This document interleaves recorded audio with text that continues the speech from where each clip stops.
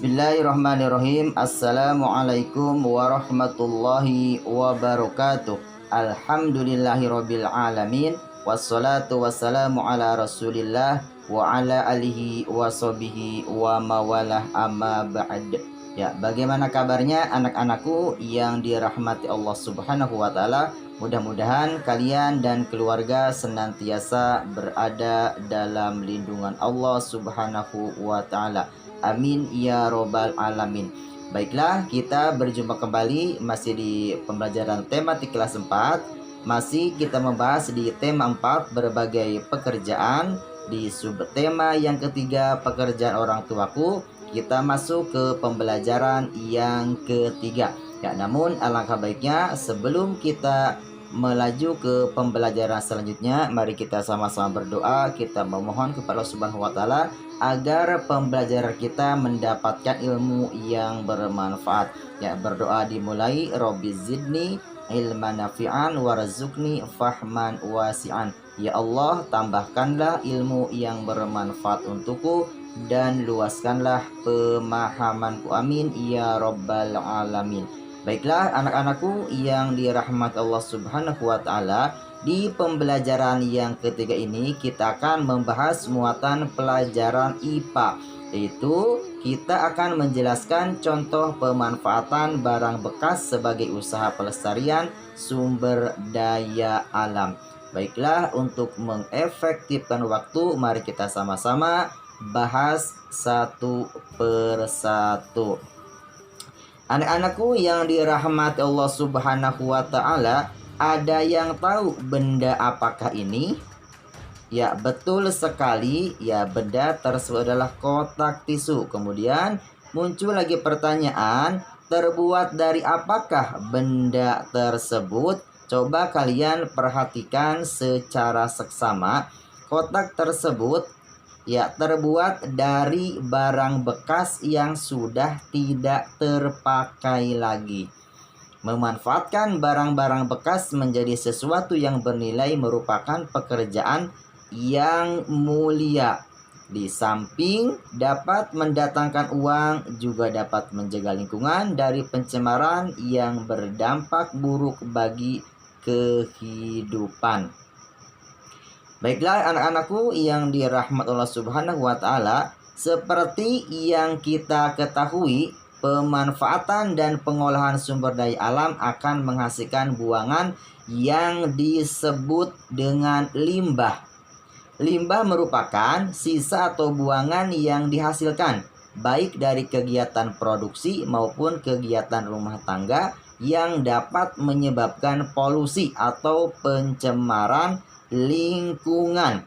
Kemudian berdasarkan wujudnya, limbah tersebut ya terbagi menjadi dua bagian atau terbagi menjadi dua golongan, yaitu ada yang namanya limbah padat dan ada yang limbah cair. Kita di sini kan lihat satu persatu.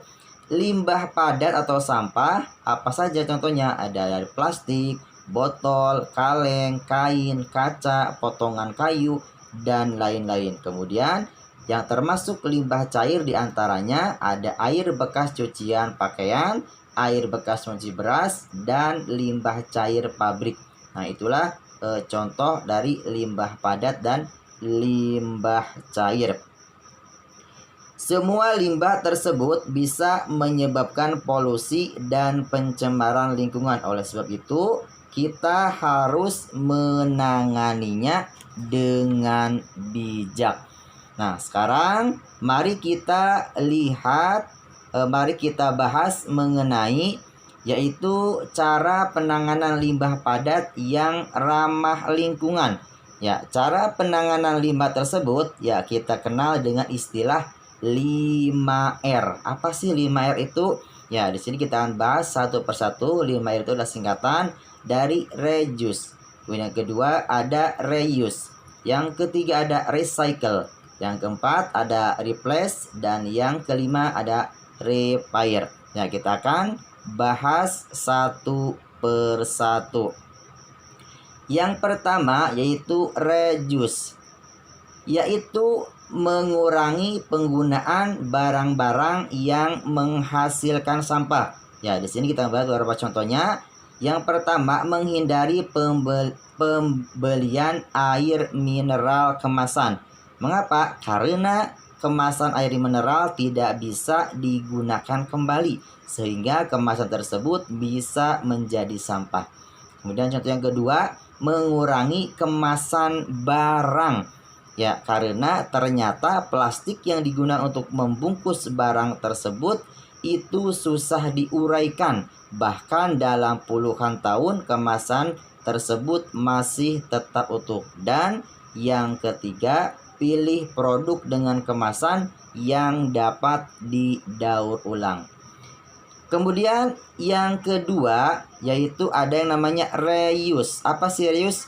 Yaitu memakai kembali barang-barang yang telah digunakan. Seperti apa contohnya? Contohnya memakai kembali baju yang lama. Ya, di sini kita bisa memadukan baju-baju yang lain agar bisa terlihat matching atau terlihat bagus. Kemudian contoh yang kedua, menggunakan barang bekas untuk pot dan bunga. Ya, menggunakan barang bekas untuk pot dan bunga seperti ember bekas, kemudian ban bekas, ataupun botol bekas dan lain-lain.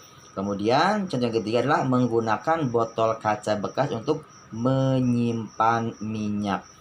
Kemudian R yang ketiga yaitu adalah recycle. Apa sih recycle itu? Yaitu mendaur ulang kembali barang-barang yang telah digunakan. Ya, sampah yang ada kita ubah kembali, kita manfaatkan kembali menjadi sesuatu yang baru yang dapat digunakan kembali. Ya, seperti apa contohnya? Contohnya membuat pajangan dari botol bekas. Contoh yang kedua, membuat tempat tisu dari kertas bekas seperti yang tadi di awal contohkan. Yang ketiga, membuat tikar dari kemasan makanan. Contohnya dari bekas kopi ABC susu itu bisa disusun menjadi sebuah tikar atau sebuah tas. Kemudian dan yang keempat, contohnya membuat bunga dari plastik bekas. Nah, itu contoh dari recycle. Kemudian R yang keempat di sini ada replace. Ya, apa sih replace itu? Yaitu mengganti barang sekali pakai dengan barang yang dapat dipakai berkali-kali atau tahan lama. Ya, seperti apa contohnya? Ya, contohnya mengganti penggunaan tas plastik ya dengan keranjang ketika belanja. Yang kedua, mengganti penggunaan tisu dengan menggunakan sapu tangan. Kemudian contoh yang ketiga, mengganti pemakaian botol plastik. Dan yang keempat yaitu mengganti botol plastik kemasan dengan botol minum. Nah, itulah beberapa contoh dari replace. Kemudian R yang terakhir atau yang kelima ada yang namanya repair, yaitu memperbaiki barang-barang rusak agar dapat digunakan kembali. Seperti apa contohnya? Yaitu seperti misalkan ada baju atau sepatu kita yang robek, ya kita jahit agar dapat digunakan kembali. Ya, baiklah anak-anakku yang dirahmati Allah Subhanahu wa taala, sampah atau barang bekas akan bernilai lebih tinggi setelah berubah menjadi bentuk barang baru. Sampah atau barang bekas diolah menjadi produk atau produk lain yang memiliki manfaat. Ya, sebagai contoh, mengolah barang bekas menjadi aneka jenis kerajinan seperti kotak tisu, gantungan kunci, dan lain-lain. Manfaatkan barang-barang bekas yang ada di sekitar kalian.